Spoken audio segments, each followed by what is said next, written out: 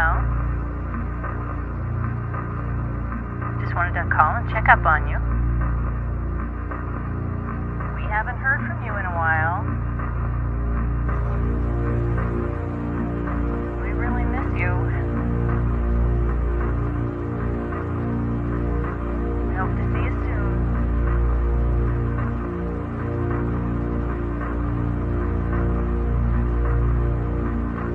We love you.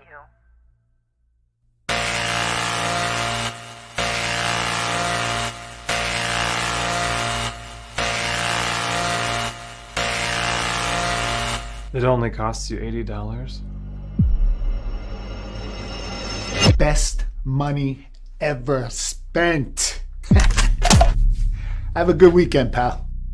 I'm not a bad person! I'm not a fucking criminal!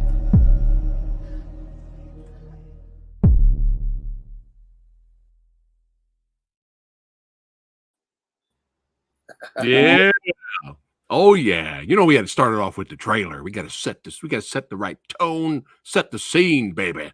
Oh yeah, that's right. All you fans of crime thrillers and crazy films and fun films, hey, you guys got to check out Rub. But hey, we have the legend himself in the house, hanging out with your boy Preston. That's right, PhatSamuraiGuy, Christopher Fox. How you doing, brother? What's up, everybody? What's going on, Preston? Thanks for having me on here, man. It's amazing. Yeah, man. I gotta blow it up there. We gotta check out the background there. Oh yeah, there we go. Yeah, my studio is a disaster, so I had to like reorganize for this. But to the right is the original poster for Rob with Neil's face on it. Nice. Yeah, and then to my left over here is a theatrical poster we ended up going with. The one back there is my first short film called Triangle. That's a 9-minute short film. I played at a bunch of film festivals. And right there is an orange stinger that we use for production, you know? Behind the scenes, look, we're getting all the tidbits. Exactly.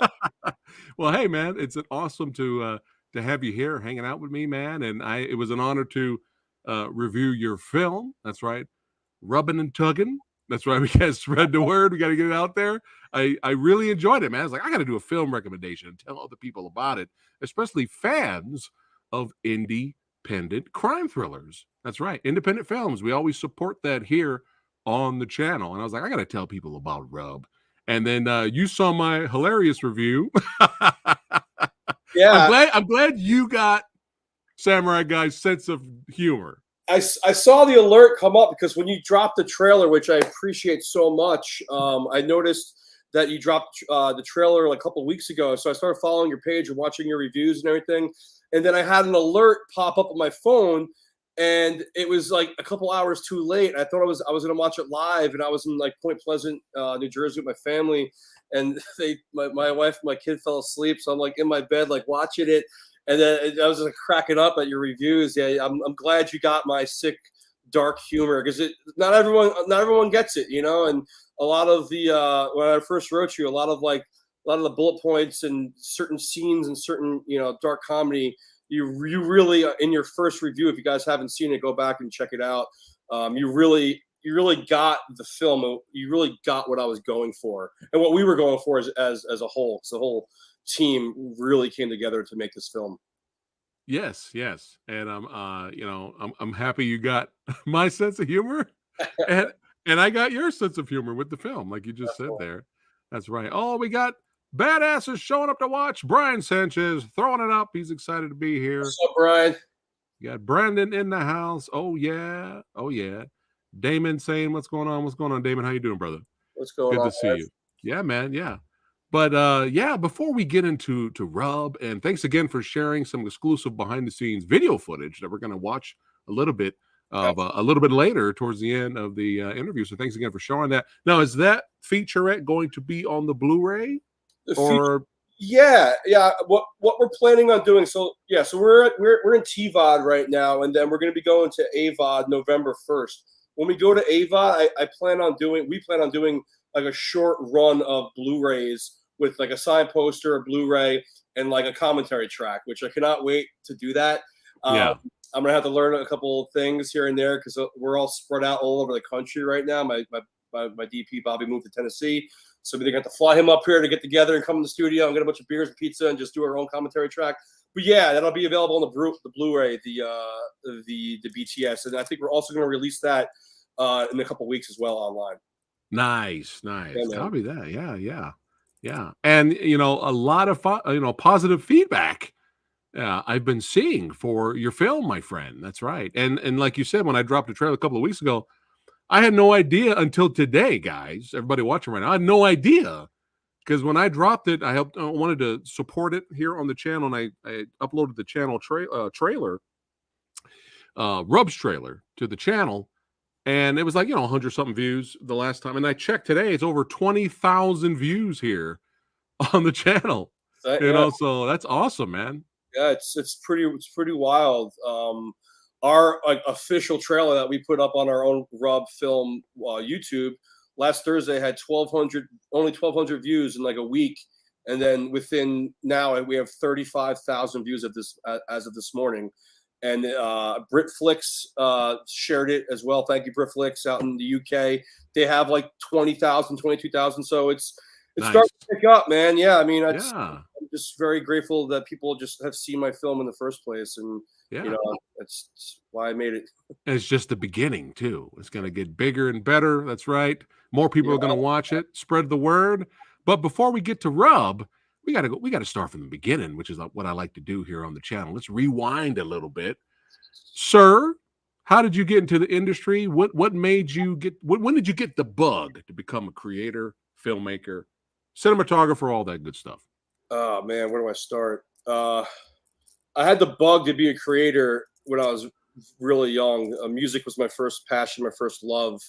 I was always writing stories. In like fifth grade, the school, they had everyone write a story, and then they produced the story. They put like wallpaper on it. They make a book for you.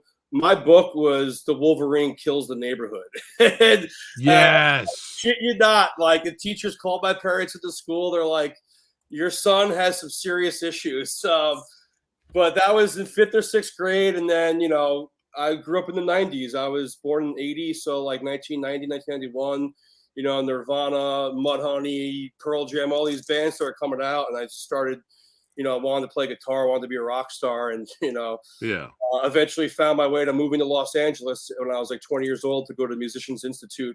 To say, MI people out there, what's up? So I started off with music and started recording engineering, and then worked in a couple studios for a while. The industry kind of dried up a bit, and then around 2007, people were like, "Hey, you can record bands. Do you want to be a boom op on my film?" I'm like, "Yeah, sure." And then I did a bunch of boom op and location recording for a while, and then that turned into, "Hey, you can mix albums. I've heard your albums; they sound great. Could you mix my film?" I'm like, "It's two completely different things, but I'll jump down the rabbit hole and I'll learn." So just like most people who are eager in life and want to do something, I just started reading a bunch and started really trying to apply myself into that field, into sound design. That was probably like 2009, 2010. And then from then till now, I've probably mixed over 50 films that have played various big film festivals, have gone on to play at on Netflix, Amazon. And then all while I was doing this, I was trying to learn the camera, trying to learn directing, trying to learn, the hardest part in writing. And until like 2010, the DSLR revolution happened, where people can actually make a film and not have to spend millions and millions of dollars. And I saw a few projects that I was working on as a boom op that I'm like, I can make a better film than these people. Like, I know I can. And, it's easier to sit on the other side of things and think you can do it than actually do it, Right. And up until about 2017 is when I made my first short film, Triangle. And then from there, I was writing a bunch of stuff and always wanted to make a feature. And I was supposed to shoot a short film called Father's Day. It was a psychological horror thriller about a girl. You'd love it. About a girl mourning the 10th-year anniversary of her father's death, and his spirits haunting her in present day, but it cuts back and forth between present day and flashbacks of when she was a child. And is he dead or not, kind of a thing, you know? Yeah. And then the shutdown happened. COVID happened. We didn't shoot it. Everyone ran into their houses, and everyone, Right. I lost a few people that I knew to COVID. Oh, And things sorry to hear changed. that. That changed the world, man. It changed Yeah. everything, and then I just reassessed myself and reassessed everything in life. And I said, no more short films, no more shitty reality shows. I'm working for money. It's not about money anymore. I need to make my art. I'm 43 now, but I was 41 at that time. I'm You're like, 43. I'm 43. Yeah. Man, Yeah. you look way younger than that. Thanks, dude. Jesus Christ. What the fuck happened over here, man? Generation X stays young somehow, right? I mean, this film ship. What's my excuse, goddammit? No, I'm just kidding. I lost this a long time. There it is. I lost it a long time ago. You at least still got yours, right? Hey. Yeah. Hey. That's the trade-off. That's the trade-off. Yeah. Yeah, back to what you were saying. So then, I started writing Rub, and then it kind of it's the snowball effect started happening. I shared it with a couple of my circle of trust at the time, with my partner and my production company, Super Years Production, Nick Bowen, and my good friend Bobby Sensavero, the DP, and they're like, this script is great, and let's work on this, and this. So we worked on a few different things, and then one thing led to another. Found some money, put a lot of my own money into the project, and this is all during COVID too. So it was, our first day of production was May 15th, 2021, like right a year into it. Right. We were non-union. There's SAG people out there, keep fighting a good fight. We were non-union due to multiple reasons, but that's to sum it up. I started off as a sound mixer, sound engineer, wannabe rock star, and I found my way into making a film that I'm very, very, very, very proud of. Yes, but along the way, you're just learning and getting better and better and better, and expanding, your knowledge, getting your feet wet. I mean, you had the 3 shorts right here. Yeah, there you go. Yeah. Yeah. You had that ready to go. Yeah, Triangle was my first short film that I wrote. It's about a man who wakes up in present day, who was part of the 1939 fleet of ships that went missing in the Bermuda Triangle, and they were never heard from ever again. Oh, he wakes up in present day, and he finds his way back to his wife, who now is like in her 90s, and they have like it's like a 9-minute short film. yeah. Last fishing trip was a drama about an elderly woman mourning the death of her brother. She makes a pilgrimage to New York City because it was one of his last dying wishes. And then I got a call back. Was kind of I didn't write callback. I just got hired to direct it and shoot it. That was like a Me Too movement kind of a thing, about the opposite way, about a female luring a male into sexual activities versus. Oh, wow. Yeah. It was really, that won a bunch of awards also in the film festival circuit as well. Well, congratulations, my friend. But yeah, I had it ready. You had it ready, man. You're ready to drop that on me. Samurai Guy's a professional. I love it, Right. dude. Oh man. So Rub, how did that come about? Like, were you sitting down one day and you were thinking about different movies that you've seen in the past? You're like, you got a little bit of that True Romance, Requiem for a Dream, or were you just boom, off the cuff, just started writing? To be completely honest with you, it all happened while I was at a massage parlor. I shit you not. I was getting a massage, not the type of massage that happens in the movie. Or was I? I don't know. I wasn't. But I'm sitting there, I'm laying down, and I heard this crazy commotion happen in the room, and like a bunch of people run to the front door. Oh, shit. I'm sitting there, I'm like, this is crazy. If something were to happen, I'm vulnerable. I don't know what could happen. I ended up going home and then just stay with me for a while. And then I started just writing, what if there's this, lonely man that, can't find love, is picked on at work, kind of like the prequel to Falling Down in a way. Like Falling Down is one of my favorite films of all time. Oh. And it just jumps right into it when he's on the freeway. Like, what was his life before all that happened, Yeah. So I kind of like went home and sat with that for a while, and then I was supposed to shoot the short film Father's Day, and then this started brewing probably early December 2019. So the shutdown in New York happened February 2020. So within a matter of 2 months, I had like 5 pages of rub written, and then the shutdown happened. Father's Day got canned, and I'm like, I went on walks with my dog. God bless his soul, Obi-Wan Kenobi. I went on walks with him and would just write stuff in my phone.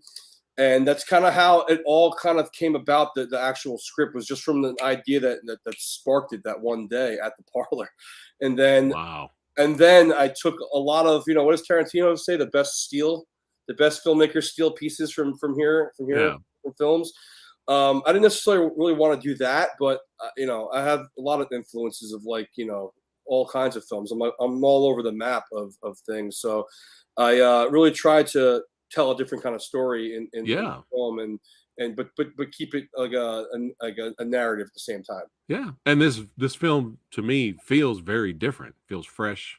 There's really nothing like it right now, but that is crazy. Your inspiration there. I mean, that's perfect, man. People don't believe me sometimes. I'm like, no, it's actually what happened. And it was one of the girls that quit, and they owed her money or something. And this was like it was like a nail salon / massage parlor in my hometown.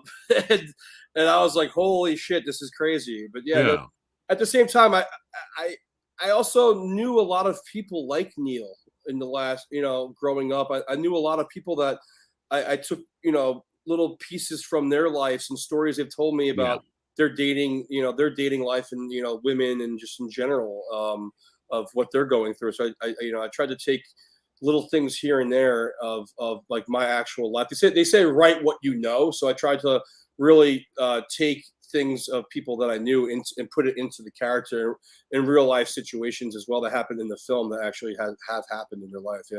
Yeah. Copy that. I'm so happy you said falling down. Oh, dude. Are you like me, Christopher? And I'm like, are you like me, Christopher? And I'm just like, this is like underrated. This movie is underrated. People do you agree? Know about it. That's what's so sad. Yeah. Hey, that's it. We're gonna do a video in the future. What's your favorite part of falling down? I'm putting you on the spot now. I'm gonna say the cheeseburger, man. The hamburger. It's so good. You wanted breakfast. It's so good. It's so good. And that guy's like, hey, sorry. Yeah. That's great. And one thing that always stuck with me was that I'm not economically viable. Yeah. The black dude outside the bank with the sign. He's like, remember me? He's like, I sure will. Like little things like that. And the nutcase at the Army Navy store. That guy's just completely out of his fucking mind. Yeah. That's such a good movie. It's underrated. Yeah. Whenever you get free in the future, Chris, would love to have you back on here. We could talk about falling down. Absolutely love to. It's one of my favorite movies of all time. That and like Natural Born Killers and True Romance. All these films. Yeah. But yeah, congrats again on the success of Rub. How was the premiere? The premiere was great. So it's weird the way these things work when you have an independent film like the one we have. We actually had our technical world premiere was in Madrid, Spain, and I wasn't able to get out there, and I also didn't want to really promote it to hurt. A lot of festivals are like, if it's not the world premiere, we don't want your film. It's like, okay, well, obviously you don't really give a shit about our film, so I didn't want to hurt. I didn't want to hurt our chances of getting into other festivals, So that was technically our first live screening, but they're going to play it again this spring. All right. 24, and I'm 100% going to go to that as well. Nice. But the first world premiere was the Big Apple Film Festival, and it was cool. There was like 185 people out there. The theater could have been a better theater. I mean, I hate being that anal retentive filmmaker, about theaters and sound, but we work so hard on these things, and we spend hours and time and months and years, sacrificing all kinds of family outings and stuff to make these films, that when you play in a theater that's not the greatest picture or sound, it's not the greatest, but when the audience is still into it and they come up to you afterwards, or like, they don't know what it's supposed to sound like, they don't know what it's supposed to look like, so this is all new to them. So, but being where from my seat, I've seen it and watched it a billion times, I was kind of taken out of it a little bit, by the screening, but the night was a success. It was great. And then Newark Film Festival was amazing. Our wonderful actress Jennifer Figueroa. If you're watching, girl, she won Best Actress, which was awesome. There you go. Yeah, she won Best Actress. Congrats, that is awesome. Yeah, it was totally yeah.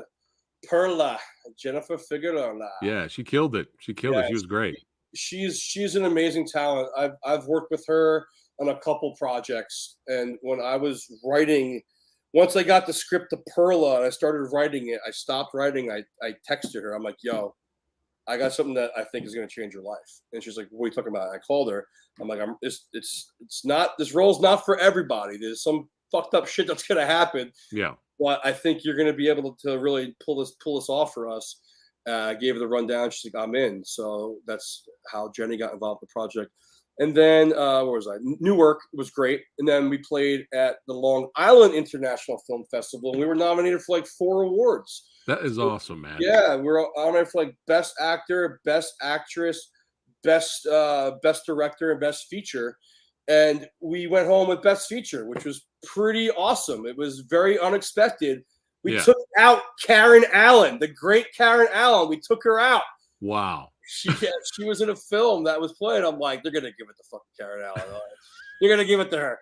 And we lost 3. I was so bummed because, you know, not for nothing, Micah Speyer, he is Neil. He carries this film. We wouldn't be nowhere without the great Micah. So Micah, if you're watching, I love you, buddy.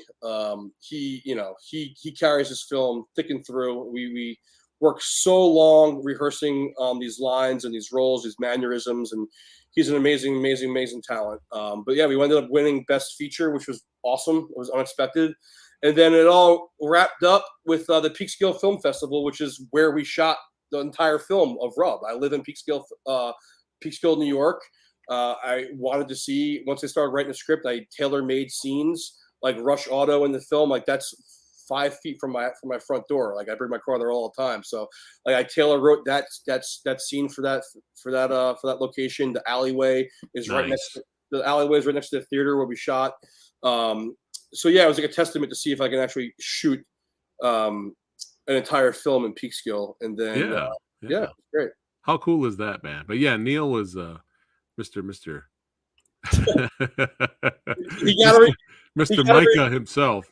You got to review. Someone said he looks like reminds me of a young Billy Bob Thornton. I can see that. You got Summer here saying, "My boy Fox, love you, bro." Oh, what's up, man? What's up, buddy? Yeah. How you doing? Welcome, dude. But yeah, I had to post this. I have to share this because this is hilarious, and I love it. Yeah, that's great. Oh, it's so good. Who drew this? Was this a fan art? This is actually a very, very amazing animator. His name is Nick Bruno. We went to high school together. He is director of Spies in Disguise with Will Smith, and he also directed and wrote the Peanuts movie. We went to high school with him. He was one of the first people to reach out to me and was like, "Dude, you killed it. It was amazing." And he sent that to me, and I was like, "Wow, dude, I'm making T-shirts of it. I'll send you one." Oh yeah. Are you an XXL like me, or? Oh well, that might be a problem. I'm a big dude, man. I'll make one. Also, I'm debating getting it tattooed. I'm actually going to. I'll take a mug or something. Or, there you go. Yeah, I'll put it on a mug. I'll drink it and advertise it. Yeah. Yeah, man. I'm sorry. I had to show it again. Yeah, no, it's great. It's so good. It's so awesome. But yeah, let's have some fun, and I'm gonna pull up the trailer, and then we can kind of do a little trailer breakdown, and you could talk about making the film, and then a little bit later we can go into some of the behind the scenes stuff, man. Let's do it. Awesome.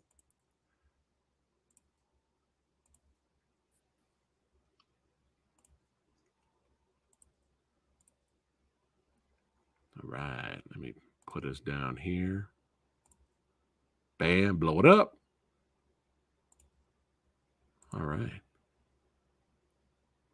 This is actually my partner's bathroom at his house that he still lives in above a bar in Mayapack, New York. He lives on top of a bar, and me and my wife were staying there when my wife was pregnant during right before COVID, actually. we were getting renovations on our house, and his bathroom window, while I was writing the script, I was like, this looks amazing. This is actually shot from the teaser.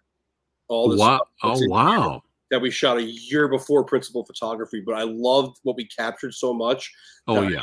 I ended up putting it inside of the inside the trailer. Wow. That's awesome. Yeah, this is one of my favorite scenes of the movie. Oh, thank you. This just show how good Mike is as an actor. Oh, it's great. He's his range. When I first found him backstage, the story from his point of view is insane. But yeah, this is so good. And then that shot with Perla, that's actually was shot part of the teaser as well. Because we ended up shooting a teaser to try to get funds. Anyone that's watching out there who wants to make a film, I think I would suggest always make a proof of concept and then try to use that proof of concept to try to find money to make your film. We had other takes of her, but we never had them with the big hoop earrings. And I love those hoops that she wore for the teaser. So we ended up just refurbishing these shots. Nice. That's one thing I forgot to. I don't think I mentioned in my review for the film was how good the lighting is and the cinematography of the movie. If I didn't say it, I'm saying it now just to make sure. But yeah, I love the lighting in the movie. Was it so difficult? Was it really hard? Not necessarily. Yeah, not necessarily. What we did was we did a bunch of different lighting schematics for this particular shot, and then we try to figure out what looks absolute best. This was really just one hard red LED, and then I believe a tungsten coming on her left shoulder. We shot this literally right behind where we are. We shot all this right in my studio right here. I should have sent you. I'll text you those BTS photos of the teaser. Yeah, that was bare bones, like 4 of us out there. Was that the alleyway you're talking about? That's the alleyway. That's right next to the Paramount in Peekskill, New York, and those aren't props, people. Those garbage cans actually have garbage in them from bars. You're keeping it real, okay? I'm keeping this shit real, man. Yeah, this is made in the streets. So that was that take right there, that shot of him. That's where we go to actual footage that I pulled from the movie. This take on is all of footage that we shot in principal photography. Yeah, this was great. It's one of my favorite moments, like in the entire film, to be honest with you, is when he's in the alleyway and he goes, and that's what I loved about your review, because you got that, man. You understood that. And he turns around. It's that moment where everything, I don't want to ruin for people, but when that moment happens and everything drops out, and then that siren comes in, it's, because when we shot that, there we go. When we shot that, people were like, what's this going to be like? People on set never, it's hard when you're a director and you have it all in your head and you know exactly how it's going to be, but people that are doing the work for you and people that are, helping you make the product, some of them really see it. And some of them, I don't want to say don't, but they're like, I can't wait. It's like they're anxious to see it all come together. And shout out to my boy Paulius, who shot this. This entire scene's all Steadicam. Like, he's like, dude, this is gonna be fucking sick. I can't wait to see that. Because I was beatboxing the beat, because it was all shot MOS when he's walking right here. So I was like beatboxing like how it's gonna sound, and he was like pulling like a 120-pound Steadicam rig, as he's doing it. So he loved it. Do we have footage of the beatboxing? No, we don't. I wish we did. But yeah, this shot and this scene, I definitely got a 70s vibe. Little taxi driver in there. Yeah, I think that frame is kind of sums up the entire film. I've told people, like, this frame right here, he's got a little silhouette on his cheek, like, and that was actually a practical that was in the alleyway. We didn't actually not that particular light. We lit other parts of this frame, but that actual light was just like a halogen practical that was just there. Nice. But yeah, he really showed his range. You want to hear something crazy, Preston? What's up? This is the first film actor Micah has ever acted in. God damn it! I knew you were going to say that. Feature. Wow, Yeah. really? Yeah, he was. If I can give you a quick background on him, he was in like a traveling dinner theater, and he was in between Chicago and Staten Island, back and forth. And he, I found him on Backstage. So I knew exactly what I was looking for. Yeah. I went through his reel. I found him, but from his perspective, he didn't have a Backstage account, and he just relaunched it and put a couple new photos up and some reels of this dinner theater thing he was doing. And I found him like 3 or 4 days after he, it was like divine intervention. Like he put it out there, and I ended up finding him. And yeah, the film definitely would not have been what it is without him. For sure. Wow. First movie, but yeah, he killed it for sure. This scene was great. Like I felt so bad for the guy, man. I was like, God damn it. I know we don't want to do spoilers here, spoiler talk, because we want people to watch the movie, but I was just like, I mean, some of it was a little bit hilarious at the same time, but it was mostly kind of like really fucked up. This guy going through what he was going through in the movie. Yeah, it's like, are you laughing with him, or are you laughing at him? Yeah. That's like that fine line that like I wanted to walk that line, as Johnny Cash would say, of like, is this fucked up that we're laughing at him, or is it kind of funny? And I mean, that's for the viewer to decide. That's up for that person, how their personality is and how they view it. And what led to that in the film. Your original review was hilarious about the boss still laughing, still smacking the file cabinet. That was so funny. Yeah, I mean that dude saved my movie, because the original actor who was supposed to play that bailed out morning of the shoot. I'm not gonna mention names, but you know who you are. That was totally uncalled for. Oh wow, that sucks. At least, the other guy that came in killed it. Everything happens for a reason, my friend. Everything, good and bad. Yeah, but it's old Neil here. You described him perfectly earlier. Everyone knows a guy like this.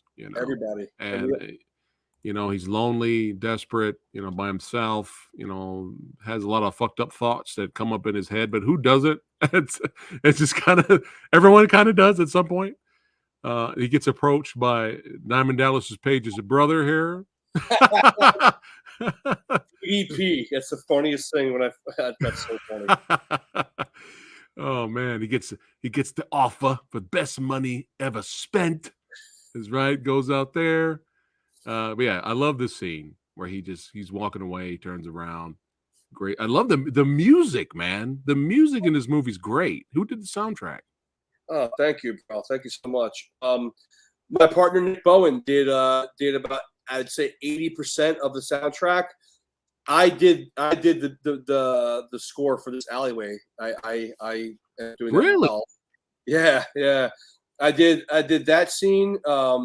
The scenes where he's on the couch that build up to him walking into the alley, that whole sequence I did myself. And then another amazing composer, his name's Ethan James. He composed about 90% of the music that was in the parlor on the second time he goes around, when everything goes wild. He did all that. But I'd say about 80% of the film is Nick Bowen. He did this entire score, all the office stuff, all the dark, ominous bows at the end of the film, all that stuff. We worked. Yeah, we have we have a sound production company called Stupid Ears Productions, so we worked on it a lot together. He performed a lot of it, and I engineered a lot of it as well. So it was a collaborative effort, like a lot of the film. Copy that. Yeah, but yeah, this scene, man, he just explodes. And you know what? I think anybody would explode after being embarrassed and humiliated like that in front of everyone. Yeah, it's like, I mean, if you take enough shit, what's the ongoing term people say? Fuck around, find out. Like if people take enough, abuse in their lives, eventually someone's gonna snap. And even in the script and even in the original cut, there was a lot more office stuff. There's stuff he goes on dates with a girl, he says some weird shit, and the girl gets up and leaves and knocks people over as she's running out the door. There were so many different things that like was building up to that explosion that like once I had it in the edit, I'm like, I don't think we need all this because we established his tone very early on, and everything else was kind of mundane, and I already felt we had to get the ball rolling to get into the color a little bit faster. You know, it's funny you showed the car. This is the actual prop right here. Yes, yeah. That is awesome. That is amazing. There you go. And then a not prop. Here's some I'll send you some of these. Here's some marketing. Oh yeah, for sure. Yeah. And on the back, free massage. You scan the code, but you don't get a free massage. It's a surprise what that brings you to. Oh shit! All right. Best money ever spent. Yeah, love it. This shot right here, this beautiful shot. Was this also for the teaser or or no? Yeah, this was principal photography. That is the amazing Ina. She is unbelievable, man. I had my breakdown of who I wanted to play this role, like an older, very sexy, very dark looking, Eastern European woman. And our AC and a good friend of mine, his name is Russian Mike. What's up, Russian Mike? If you're watching, he lives in Brooklyn. He's got his ear to the ground of all the Russian actresses for stage actresses, and he sent me like six different ladies that I auditioned and I spoke with, and she just knocked out of the park. And she's just so amazing. Yeah, she's really, really great. And that's another one of my favorite moments of the film is when because you don't know like what's happening from here. It's right when you watch the film, and she has like this such like dark sex appeal to her is like exactly like what I wanted.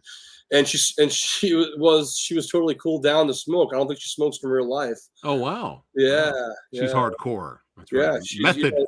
Anything for the craft, like from top to bottom, everyone that was involved with making this film like really gave 130% of their soul for it to be what it is. And I think it really does show. If you rewind it, that the guy gets thrown in the corner. That's my partner's roommate, Maddie. Oh, nice. Yeah, what's up, Maddie? Hey, Maddie doing his own stunts. Yeah. We did that like 5 times. Like, I gotta go to work in like an hour, man. You're killing me over here. This actor was really good too. This guy. Oh, dude. Yes, he was Chris Kamaj, bro. What's up, kid? He was amazing, and it's a shame because we had a lot more not roles. We had a lot more scenes in the script that we just couldn't get to for budget. It wasn't really budget. It was just that we were so behind on so many other things that I had to focus on the meat and potatoes to get my film together. Right. And then we actually shot a couple of pickups together. And then once I had the original assembly, it worked what we did, but he'll be seen again in my next film for sure. Nice. He's just an amazing guy, amazing actor, and I think you can see him on Russian Doll playing on Netflix. All right, hell yeah, that's awesome. Yeah, he's the shit. Yeah, I'm looking for. Yeah, he. There we go. People. Oh man. Oh, but before oh my god, this scene, man. But he just went ballistic right here. Like he is just straight up ballistic, But hey, someone was finally nice to him, showed him some affection, and then boom, he's not gonna let that happen now. He's not gonna let that happen. And he acts, and the chase is on. But yeah, man, I was rolling. I don't know why, but it's just like that lady recording him running out. God, I don't know why that's so annoying. I know that's what everyone does nowadays. I know that's the thing. Everybody grabs their phone and starts recording. But lady, he's got a shotgun and he's in his underwear. What are you doing? She didn't care, man. She wanted to go viral. Yeah, that's the truth. And when we shot this we shot this at like 2:30 in the morning outside of in Peekskill. That's obviously the alleyway. Right behind them is the Paramount Theater, and no cops came and gave us a hard time. Thank God, because he's running down the street in his underwear and with a shotgun in his hand. And I was actually so surprised. That's one thing that surprised me when we made the film, that we didn't get shut down for like this particular scene. Um, yeah, that woman on the phone was supposed to be my older sister, but she flaked out the night of. So that was another late addition, and she killed it. She actually had some dialogue too, where she calls the authorities, Oh, okay. and we ended up just cutting it all out. And, Right. But speaking of the police, this behind the scenes pic you shared with me here. What's going on here? Is it kind of shutting down the street to film, or? Yeah, I mean, so in the film, there's a road rage scene for people who haven't seen the film, and it's a crazy road rage scene where some shit goes down, and there's a deli across the street, and I guess they called the cops.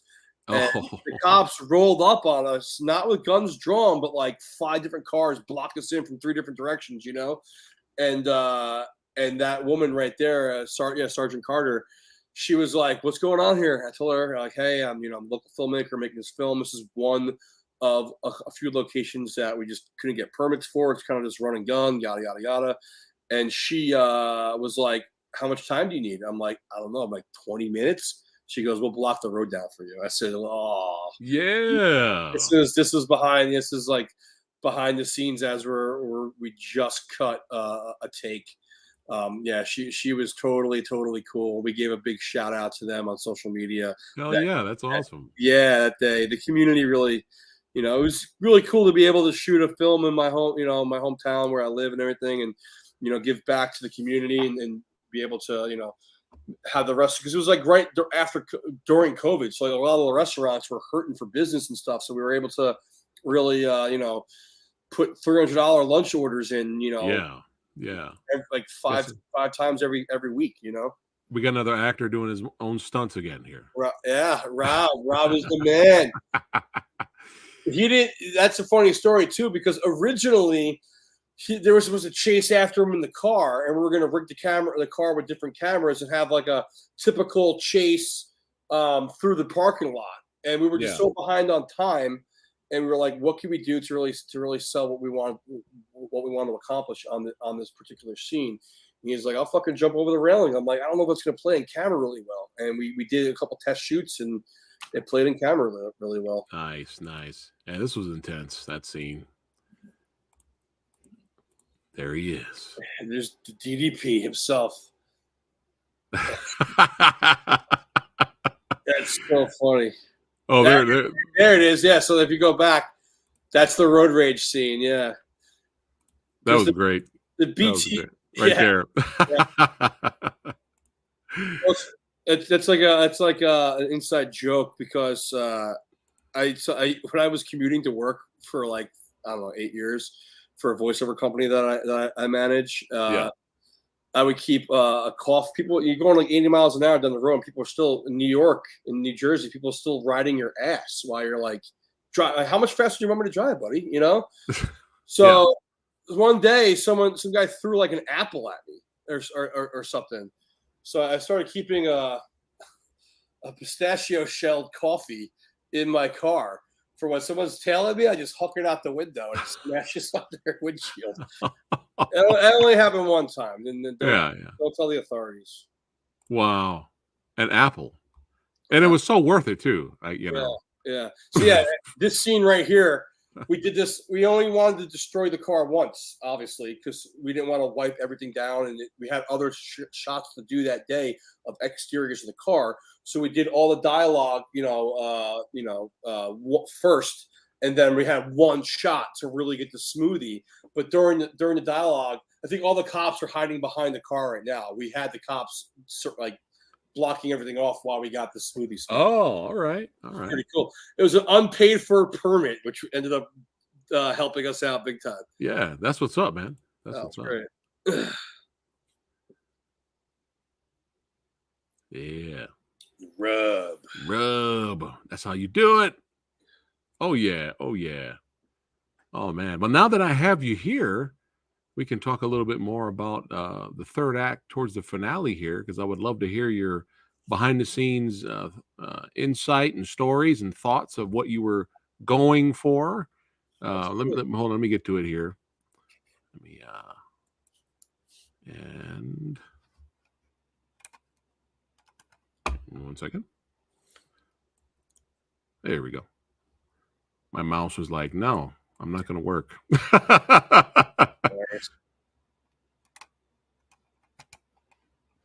There we go. All right. Yeah. So when we got to this scene right here, what was your thoughts in the script, and what were you going for here, which leads to the really entertaining animated drug sequence here. J. Marks. Yeah, this was fun seeing this animation. It was very well done. Yeah. So I think, the first half of the movie is it's Neil's backstory of how he gets to this point in the film, and I think after where they end up, this is spoilers here. So if you haven't seen minor spoilers, it's okay. Minor spoilers. So after they get to the hotel and they figure out who each other are, I kind of wanted them to be, not necessarily on the run from the law, but like trying to figure out each other and trying to, see where they could go and how they can possibly help each other with their own issues. And we see a lot. We see a lot of that in the bedroom scene in the hotel. Right. When they get to the dinner scene, it's always kind of like a fish out of a water thing. I wanted to try to go for, where it's like, this is a really stupid reference right now, but like Harold and Kumar when Freak Show picks them up, like everything kind of turns up for them. And it's not like I ever wrote it like I'm going to write this to completely throw the viewer off a curveball. It's just a story I always had in my head that this is going to happen. They're going to end up at the hotel. They're going to end up, their car, whatever. And then this is their path. They're here. They have to get to here. And this is what's going to happen in between in order for them to get to there, That's kind of where I went with that initially. I'm curious to see your thoughts, because when we first talked, you're like, I thought something else was going to happen. I'm like, I'm so curious of like to see like what I thought some fucked up shit was going to go down. What? Like, I want to know. Huh? Like what? What was gonna? I don't know, man. We were gonna get some some sexual contact going on, or something like that. Because our gentleman here, this is like the back of the actor. He owns the garage place, the repair place. Yeah. That guy's a really good actor too, and he's good in the movie.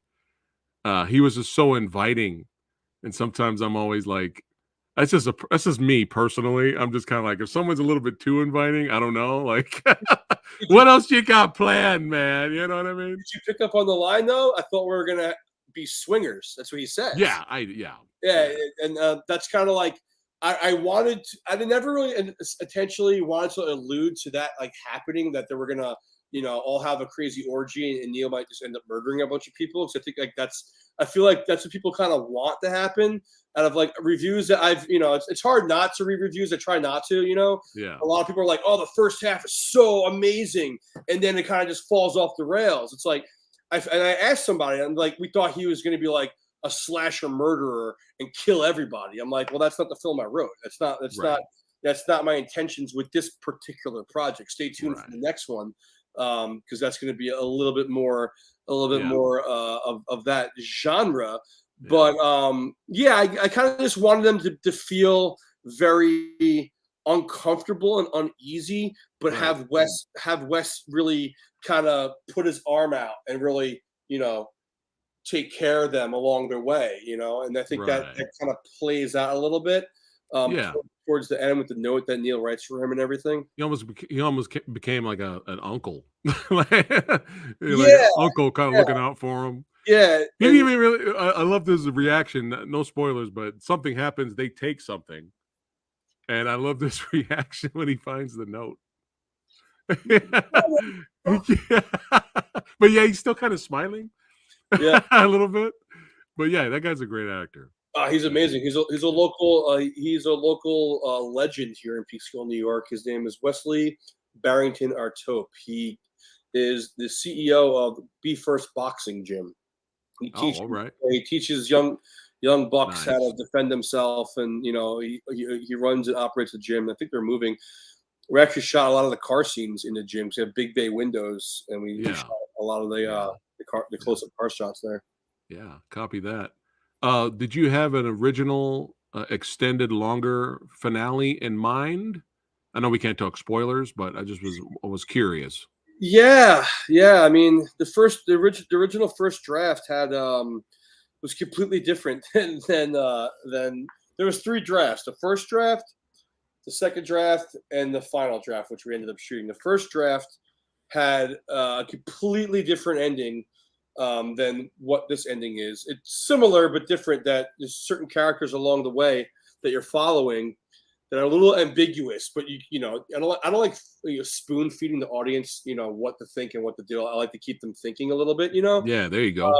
Yeah, and I think that some of these characters in the film that you're following, they show up, and there's it's like the OK Corrals, like a huge shootout that happens, and I'm like, I don't think I can actually pull this off. Like I thought about it logistic wise, went to the location, thought about it, and it just I don't know. I also thought it was a little bit cheesy as well. Or kind of cliche. Too. Yeah, I mean, as much as I fucking love True Romance, as much as I love that movie, the ending's absolutely terrible. I hate the ending.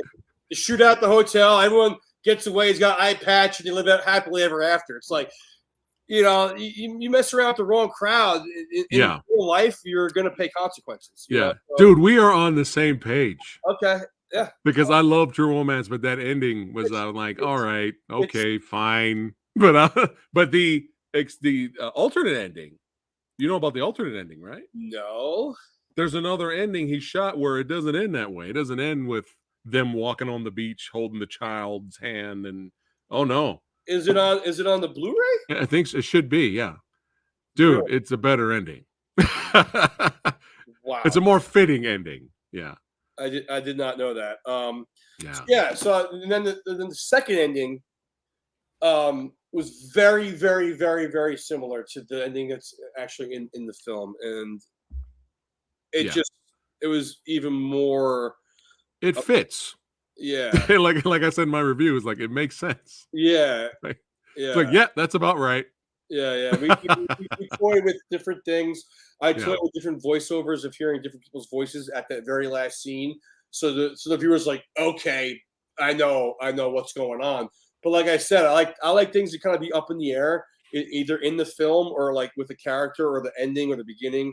I like people to think about it. And, film at the end of the day is to start conversation and to have people talk about things. Yeah. I think if you don't have that in your film or your project, then you need to think about that. I think one thing is to cause conversation about what you're putting out. No, but that's the movies that you remember, movies that stay with you. That's you know what I mean? Right, yeah, when you think about it after the fact, after it's over, and it stays with you, and you're driving home from the theater, still thinking about it. Those are the movies you remember. What was the last movie that did that to you? You don't have to say Rub, obviously, but like, what was it? It was Rub. Well, Pig. Nicolas Cage. I haven't seen that one yet. Oh man, you got to check it out. Don't read any spoilers. Don't do it. See, me and my wife were getting tired of the same old mainstream AAA big budget. Oh, it's terrible. We were just getting tired of it because they were all coming out meh. Yeah. And we were just kind of we needed a break. We wanted to watch something different. So when we watched the trailer to Pig, we were like, we have absolutely no idea what's happening. And then, like, in terms of the movie, because with the trailer that was presented to us, we were like, we don't know what's happening in this trailer, and we love it. Let's go see this movie. Fuck it. Yeah. Let's go. Let's go in blind. We don't know. We didn't watch any reviews. We didn't read the plot synopsis. We didn't do anything. We just went in blind, and we saw it, and again had no idea what kind of movie we were going to watch, and we were blown away by it by the end. You should. I highly recommend you check it out, man. But Pig. It's not for everyone, it's not for everyone. It's not a mainstream type of movie. I mean, it's not like, hey, let's grab the kids, let's go see Pig for the weekend. That'll do, Pig.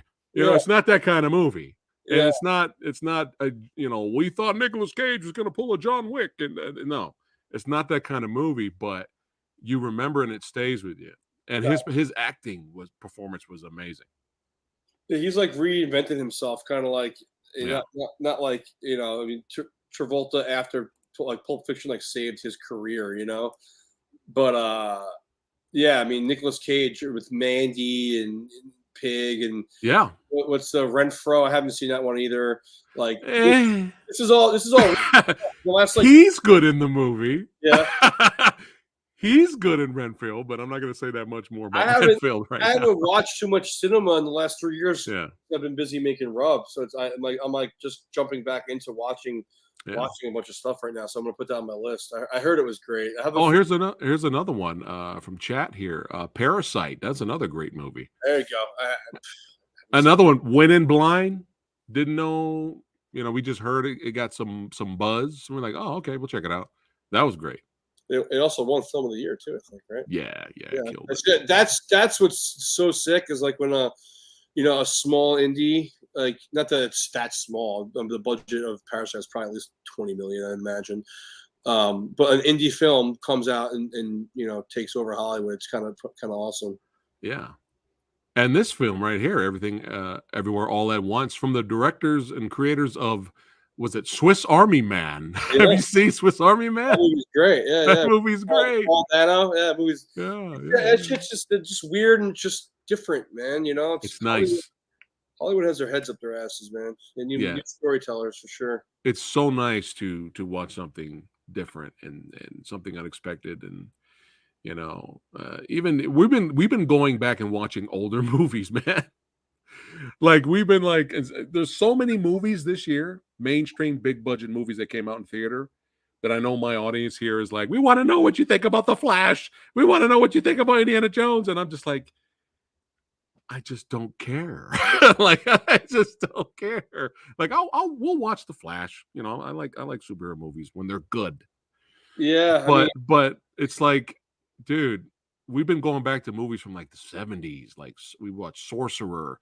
We watched Wages of Fear, which came out, the old school French film, which inspired Sorcerer. Rest in power, William Friedkin. But dude, we've just been finding these little treasure troves of movies we've never experienced before from the 80s and 70s recently, and just blown away. Did you watch Reform Schoolgirls? What is it? Reform Schoolgirls? Well, I want to see it now. It's a Cinemax classic from the 90s. That was just like completely insane. Look at this. Sean says, indie films is where it's at now. Screw overly budgeted nonsense.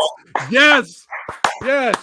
Definitely. Yes. And to be honest, I find films on the festival circuit. This one film, big ups to this film called Trap that played at Long Island Film Festival. And I have been so busy with Rub and other things I haven't had time to watch it. I watched it yesterday morning. This shit is bonkers. It's so good. It's like early Harmony Korine, Safdie brothers, like just raw, and Trap stands for the real Asbury Park. It was dope, man. It was really, really dope. I'll see if Homeboy wants to send you a screener and check it out. Oh yeah, I would love it. Yeah. I think if you liked Rub, I think you would totally dig this film. Nice. But yeah, man, this is awesome. I could talk to you about movies all day.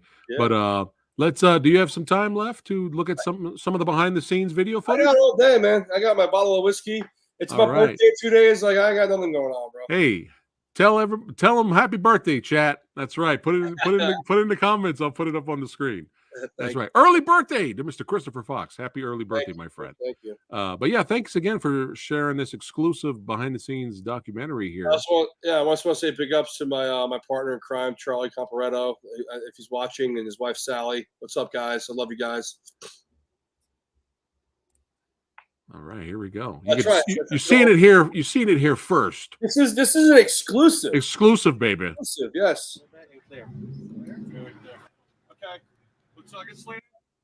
There we go. That's Izzy, one of the greatest PAs ever. This is a scene that never made the movie.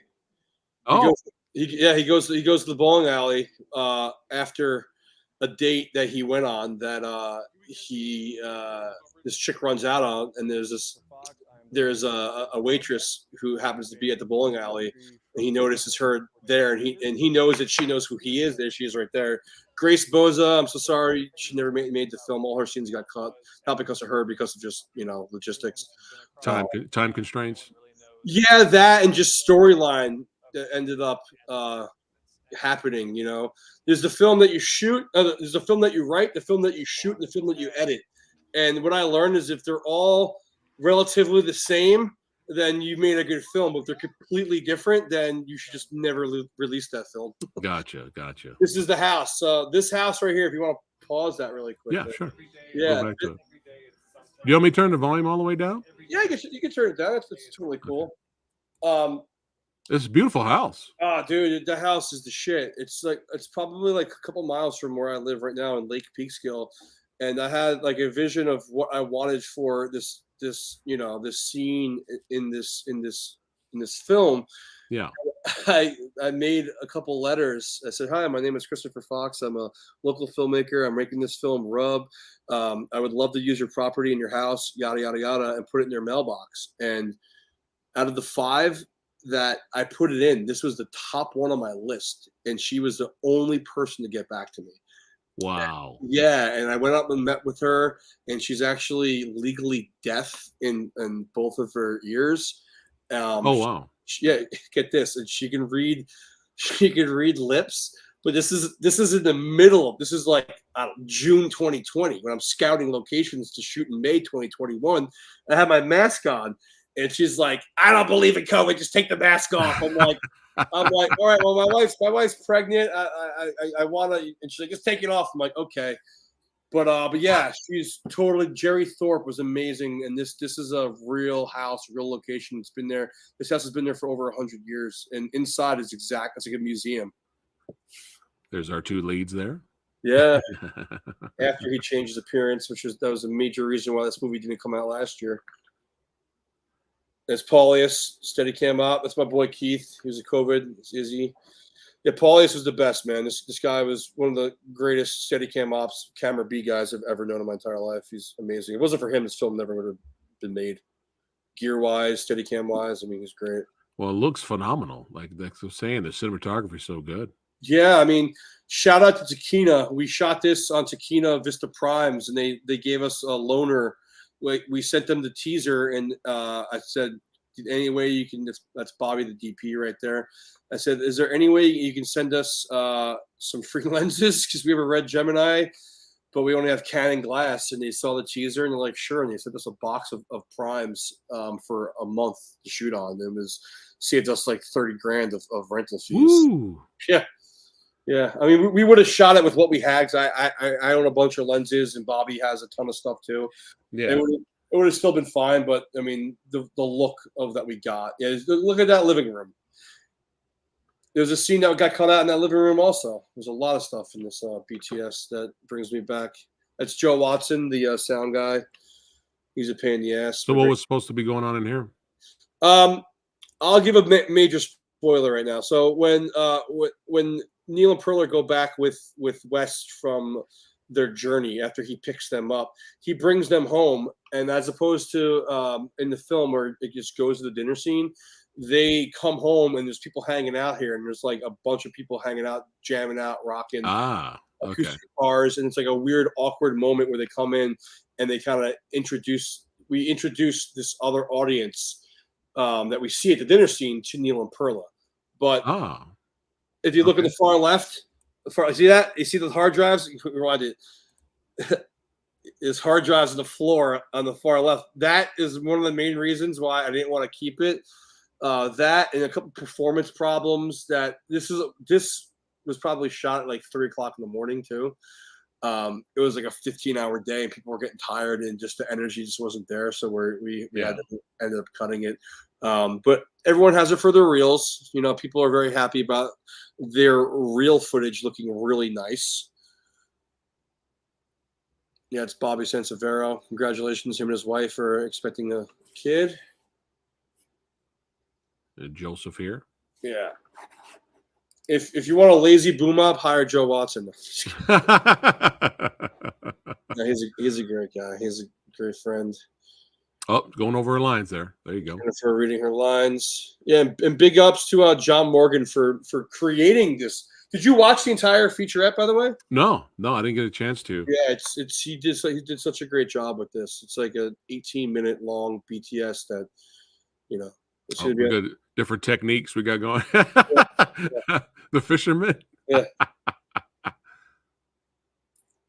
It's the Jam Studio part, man. Rocking out, bro. Yeah, I mean, you learn a lot doing these things. Like that one scene that we cut out, we spent like 6 hours lighting. What's this guy's security? Look at those guns. That's Russian Mike right there. Russian Mike? Yep, Russian Mike Kuznetsov. Nice. Yeah, this is someone's going down. I got a big giant beer belly. Isabella. Beer bellies of the world, what's up? That's right, baby. Yeah, there we go. I got one too. got Beer my bellies unite.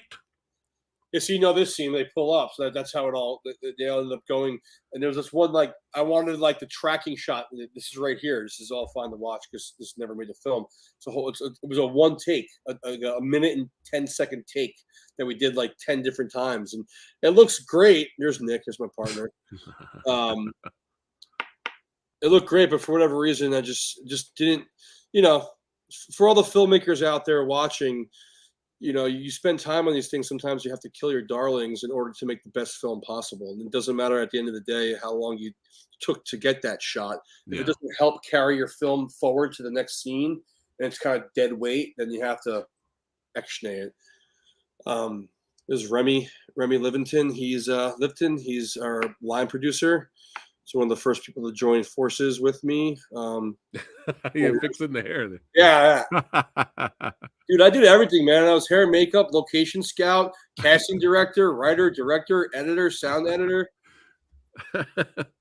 Hey, man of many trades and talents. Yeah, I mean, you gotta do what you gotta do. Someone's gotta do it, right? Yeah.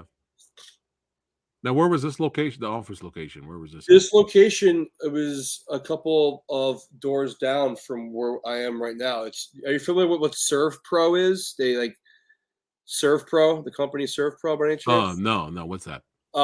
If you have like a natural disaster, like a flood or something that destroys your house, they're the ones who come to your house and like assess the damage and then send it out to like contractors to fix.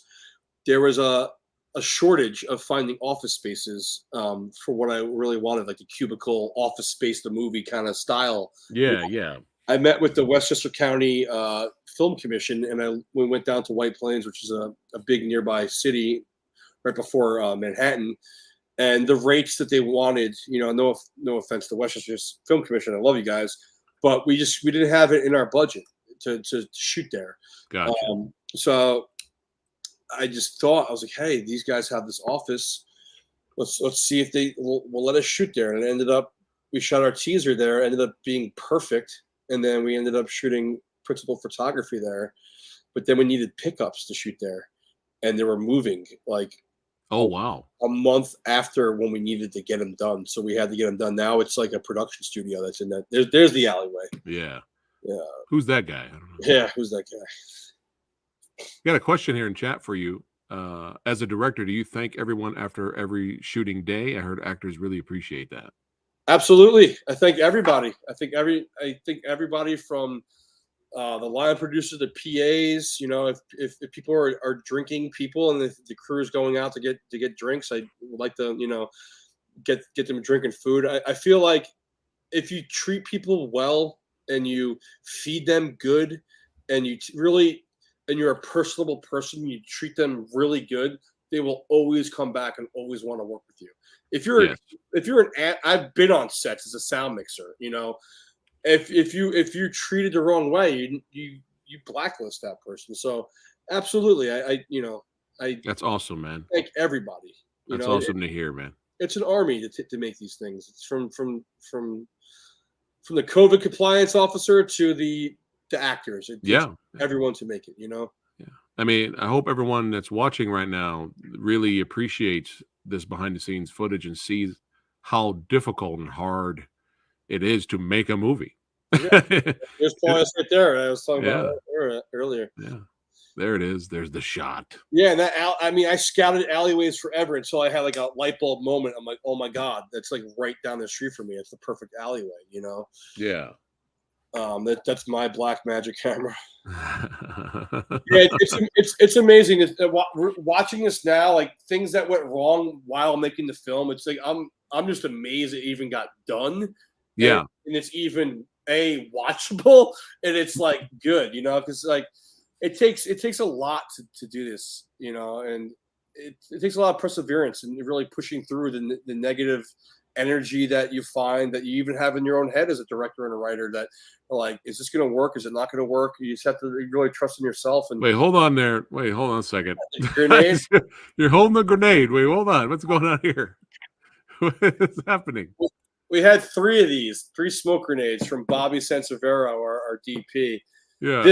That was the first one, and it you can watch it smogged out the entire car, where your camera couldn't even see anything. It was just too much. Wow. And then we learned that we need to put it inside the engine, but I'm like, yo, I don't want this, because it was actual fire coming out of the smoke grenade. I don't want it to burn, you know, wow. to burn something in the engine. So yeah. Wow, that's wild. He's pulling focus right there from 50 feet. Here's Mikkel. That's awesome, man, that you treat people like family that work hard for you. You have to, dude. You know, it's. I just interviewed actor Todd Jenkins, and he works with William Kaufman, and he's just like, I don't want to leave. He's like, oh no, we're done filming this movie. I don't want to go. Yeah, because William makes everyone feel at home, you know, like a family. You know, you have to. It's like, it's kind of how I was raised, even regardless of making movies. Like, if you're just out at a barbecue, hanging with people, like, treat people like you want to be treated, and better. That's right. You know, until they cross the line. Then when they cross the line, you can be your best friend, your worst enemy. You know. Yeah. Yeah. This is after the car broke down scene. This is another scene. This is a waste. Oh my god. A day and a half wasted in the woods, because when they break down, they walk through the woods for there's probably 7 pages to happen in the woods that I just killed. Oh wow. Yeah, I mean, we shot at high noon, so the lighting wasn't exactly like the look of Rub is the way it was, and then this scene just like stuck out like a sore thumb, and it just kind of wasn't needed. And 30 seconds of them walking on the side of the road summed up everything within 7 pages. Right. So they had like way more dialogue walking in there. They did. There was way more dialogue and some storyline points that would just, you know, like I said, if it doesn't carry the film along, then just kill it. It's as hard as it is, and as much money as you spent in days that you did these things in the edit, no one's gonna give a shit. No one cares. They just want to be entertained and watch a good movie. You know, right? That's where I had to detach myself from that and put myself in the viewer's perspective as an editor. I edited the movie also. Right.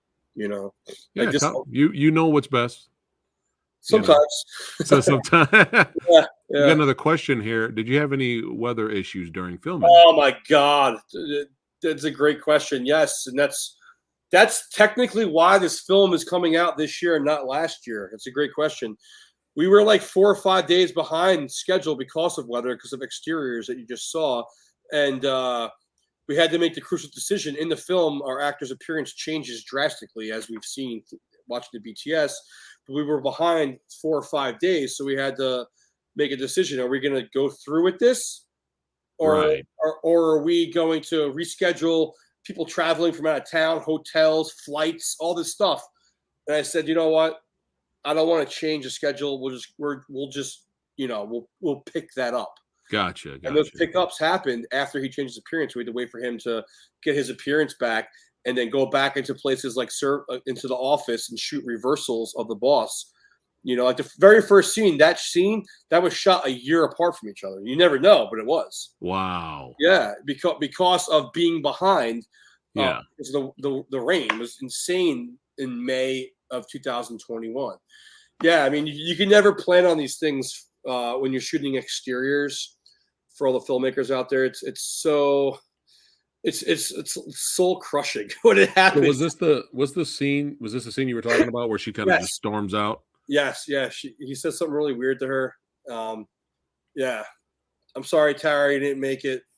And it's a continuation because after the next day he goes to the bowling alley and that waitress sees him and he's like, "Oh my god, I can't go in there. She knows who I am." And Steve is already at the office. Like, "What are you talking about?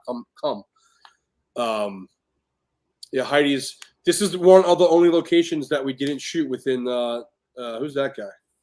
Yeah, I got a beard. I got a big beard. Did you get younger after filming the movie, Christopher? Maybe. I'm wearing the same hat too. Look at that. Look at that. Yeah, Preston, I know I'm going to sweat because I'm a fat guy hat. So I just wear it anyways. Hey, I got the cap too if I need it. There's Chris. There you go. Yeah, Chris. Man in Black. There you go. Yeah. He is the man. He had other scenes that I'll talk to you about off camera. Okay. That were so like Tom Sizemore, Scagnetti on Scagnetti. That's like, that was like the inspiration for his entire character, you know? Yeah, I could see that. Yeah, I can see that. I'll say he goes into the hotel room, he sniffs the sheets, he jerks off on the sheets. Like, there was crazy shit going on with his character going after Neil and Perla that like we just couldn't end up getting, you know, because of schedule and because of the weather and just because of lots of different things, you know. Yeah. Like I said, the script you write, the script you shoot, and the script you edit, and if they're somewhat in the same stratosphere, then you did your job. Right. You know, it's so hard to. Well said. Well said. Yeah, to complete. I didn't even think about it that way. That's a good. Yeah, point. I mean, I didn't realize that either until I made my first feature. You know, and I learned so much. If I was wearing the same shirt as I was right there, I would have been weird. I'm seeing a lot of Star Wars shirts, brother. Like you're the one you representing some Vader today. That's right. Oh shit, man. Man. Star Wars and Pee Wee Herman.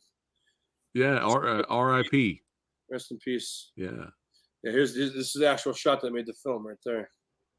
It's that look right there. That's what I say. Perfect. Favorite Star Wars movie? What is it? Empire Strikes Back. Yes. Good answer. Yeah. Hands down. That's the correct answer. Empire, Star Wars, Return of the Jedi, Attack of the Clones, Sith. And Phantom Menace. Rogue One. I can't stand any of the new ones. No, Rogue One's literally the only good. Rogue One is awesome. It's phenomenal. That's the only good Disney Star Wars. Force Awakens is watchable, but it's literally the same exact script as A New Hope. Like, it's the same exact thing that happens. Same exact thing. A droid comes with plans on how to, it's the same thing. Yeah. The last Skywalker was just an abomination of filmmaking, and Disney should be ashamed of what they did. Yeah. People are like, "Could you have done better?" I'm like, actually, I probably could have. Yeah. If you give me that money, I would have done it. Yep. There's West. Yeah. West is the man, dude. Taylor wrote his role for him as well. He's just he's been in a bunch of stuff, man. He's been in a ton of stuff, in films I've worked on with him. I don't feel like they utilized him, to his full potential. That's why as a director, I really try to pull it out of these actors and know that they have it in them, and they just need the right role and character, for them to shine.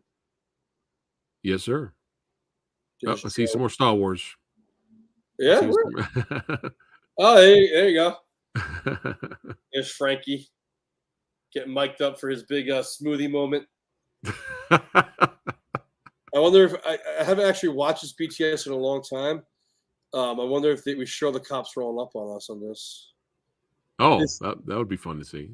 Yeah, see, I don't have an arts department. I'm the one wiping the goddamn window down myself.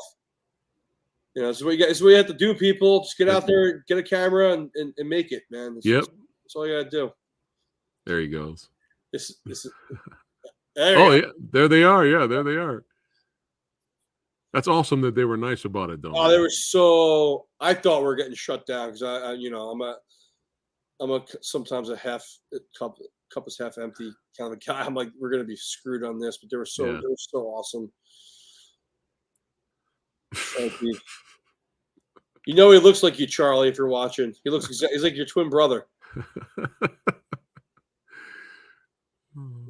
Look at old Neil there. That's the actual take. And then this is me. Yeah, you probably didn't know that, all right? Yes, right here. Right there, he threw me on the car, dude, and it really messed my back up. Oh shit! Really? Yeah. Oh no. I'm an old man, bro. I'm not a spring chicken. Oh man. That is amazing. Hey, hey, that's right. That's right. Ho, ho, ho. Thank you, John Morgan, for making that for me, buddy. Hey, thank you for sharing that, man. That was awesome. Yeah, Exclusive right here first. Exclusive Phat Samurai Guy, exclusive Rub BTS. That's right. That's right. I got some chat here saying amazing. There we go. We go, wow, that's crazy. I was missing all these during the we're getting the thumbs up here. And let's see here.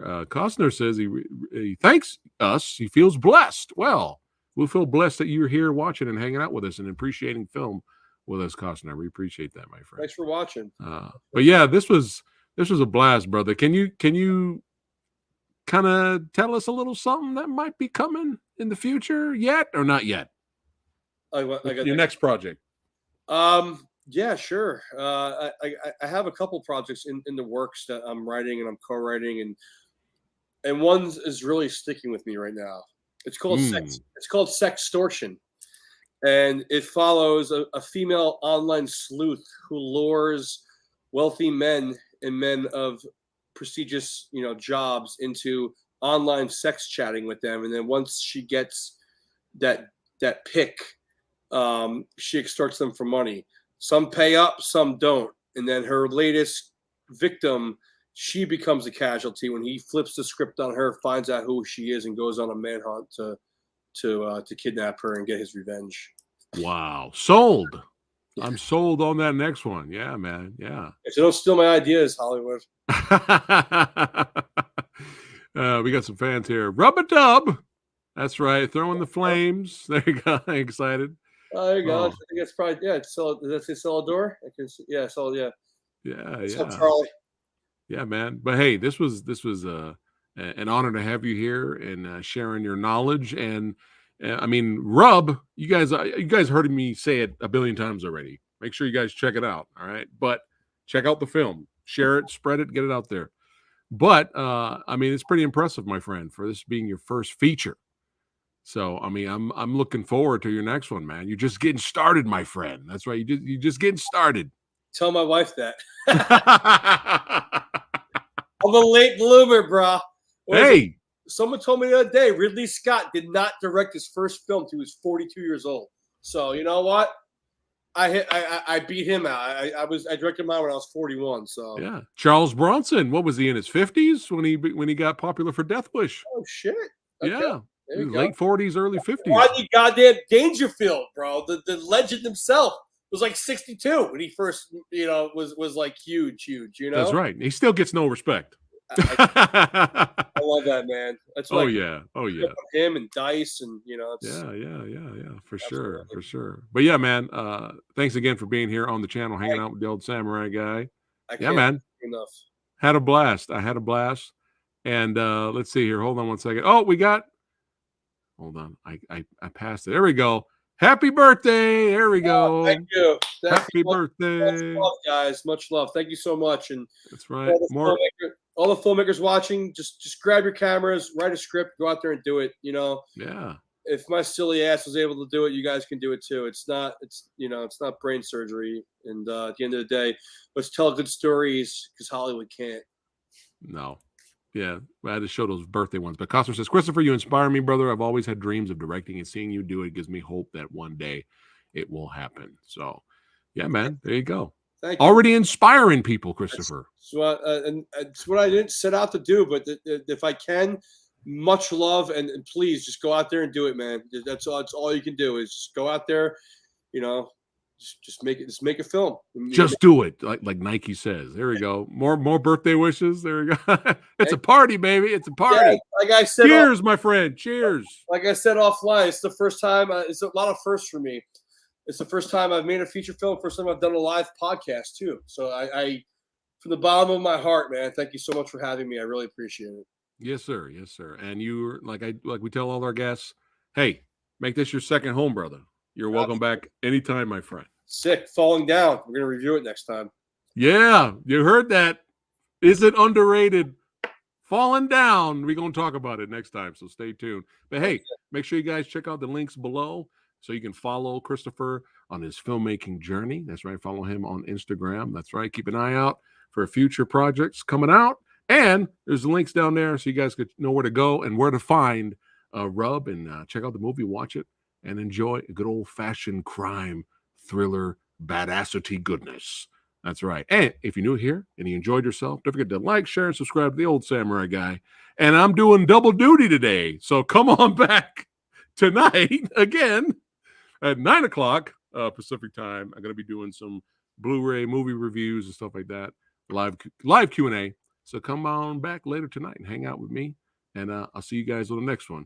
Keep watching movies, Christopher. Don't go anywhere, but I'll see you guys on the next one. Take care.